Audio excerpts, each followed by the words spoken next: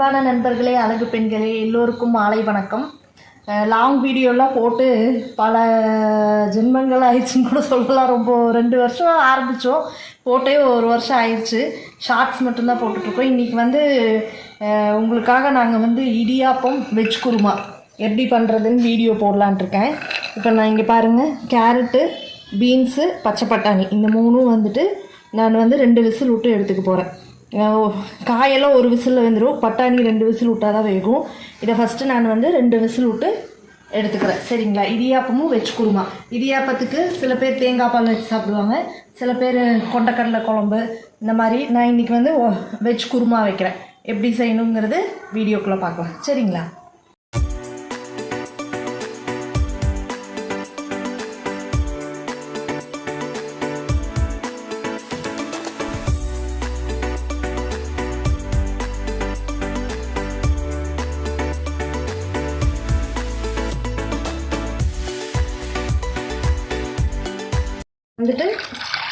மூழ்கிற அளவுக்கு தண்ணி ஊற்றிட்டா போதும்.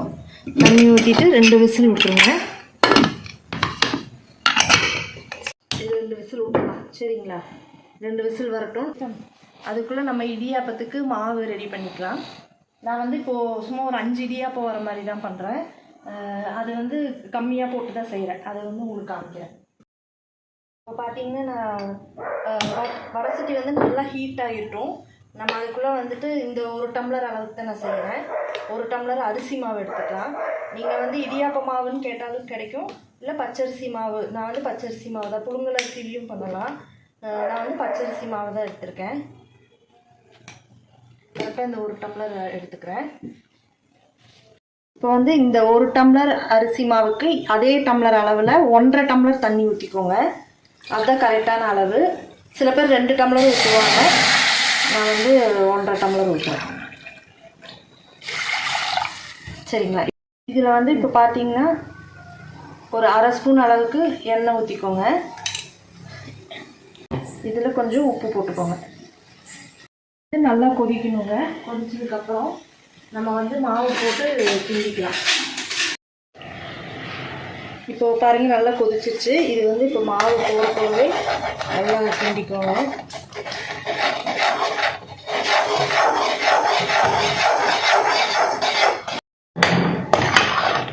ஸ்டவ் ஆஃப் பண்ணிடுங்க.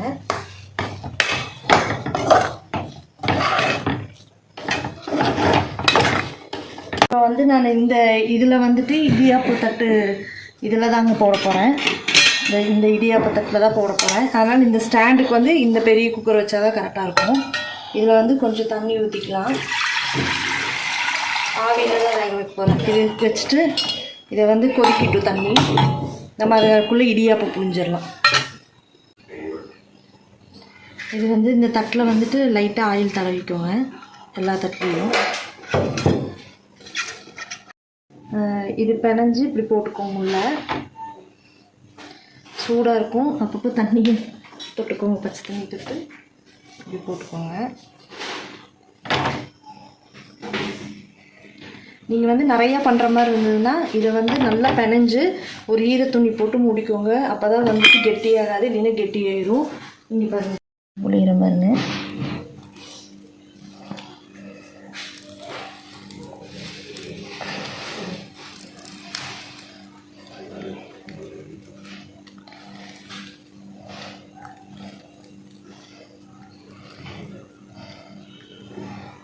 இந்த மாதிரி புளிஞ்சு எடுத்துக்கோங்க.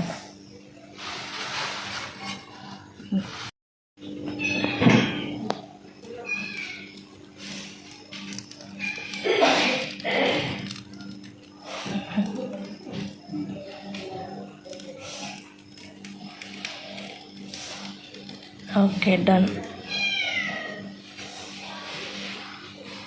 இந்த மாதிரி தட்டில் வச்சுட்டிங்கன்னா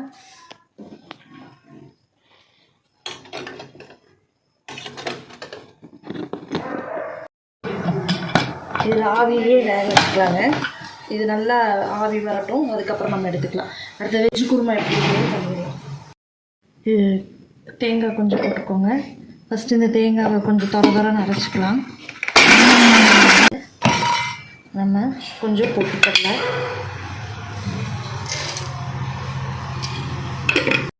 பொட்டுக்கடலை போட்டாச்சு. அடுத்தது வந்து முந்திரி கசகசாவும் ஊற வச்சுருக்கேன். கொஞ்சம் கசகசா ஒரு 8 முந்திரி ஊற வச்சுருக்கேன். அது இதில் போட்டுக்கலாம். இதை வந்து நல்லா இப்போ நைஸாக அரைச்சிக்கலாம். ஃபஸ்ட்டு துவக்க இந்த மாதிரி நைஸாக அரைச்சி எடுத்துக்கோங்க. ஸோ பேனில் நம்ம கொஞ்சம் ஆயில் ஊற்றிக்கலாம்.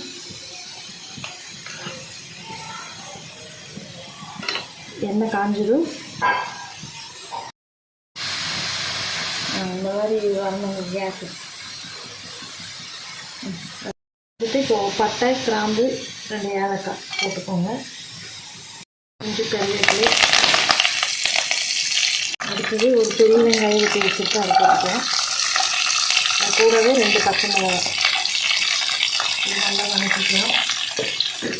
ஆஃப் பண்ணிடலாங்க. ஒரு 5 நிமிஷம் அப்படி விட்டுருலாம். இது வந்துட்டு நல்லா வதக்கிக்கோங்க.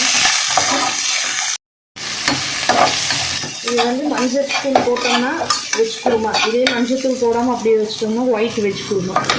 அவ்வளோதான் இது பிரியாணி. சரி திறந்துடலாம்.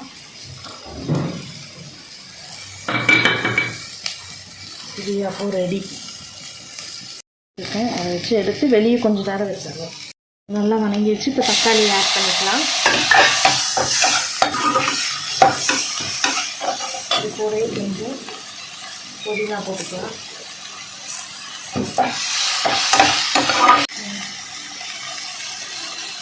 இது கூட கொஞ்சம் இஞ்சி பூண்டு பேஸ்ட் போட்டுக்கலாம்.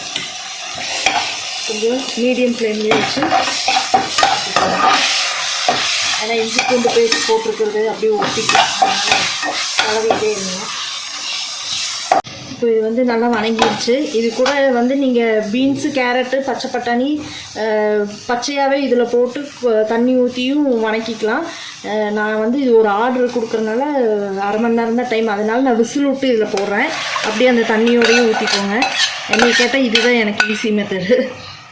அது வேகிறதுக்கு லேட் ஆகும். இப்போ இது கூட வந்து அரைச்சி வச்சது ஊற்றிக்கலாம்.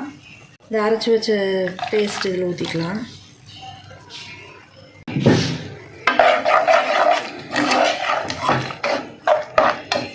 இது வந்து பொட்டுக்கடலை போட்டு அரைச்சிருக்கனால கொஞ்சம் கெட்டியாகும். அதனால் தண்ணி ஊற்றிக்கோங்க. கொஞ்சம் இந்த ஜாரில் இருக்கிறதே அலாசி இதில் ஊற்றிக்கலாம்.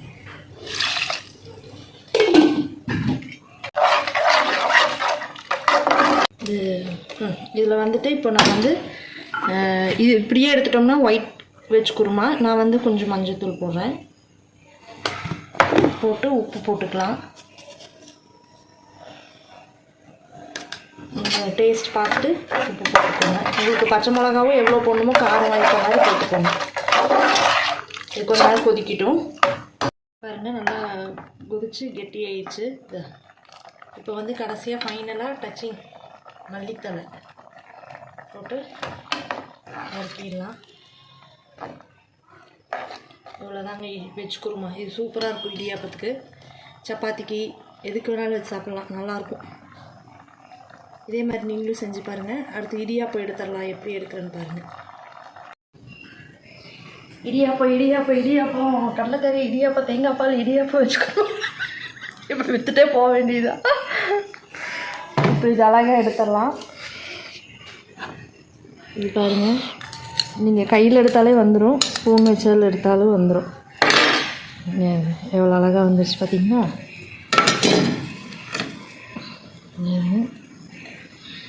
எப்படி சூப்பராக இருந்துச்சுங்களா? இதே மாதிரி நீங்கள் ட்ரை பண்ணி பாருங்கள். ஆனால் வெந்ததுமே எடுத்துடாதீங்க, ஒட்டிக்கும். கொஞ்சம் ஆற விட்டு எடுத்திங்கன்னா கரெக்டாக வந்துடும். நல்லா இருக்குங்களா? பாருங்கள். போடுங்க.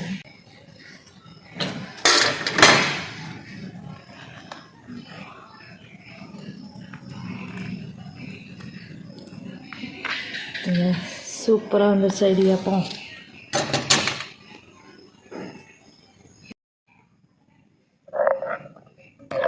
இப்போ இது வந்து இந்த டப்பாவில் ஊற்றிக்கலாம்.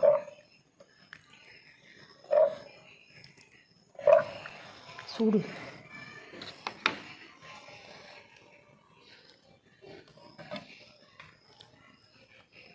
அவ்வளோதான். இந்த காம்பினேஷனுக்கு இப்படி வச்சு சாப்பிட்டா எப்படி இருக்கும்?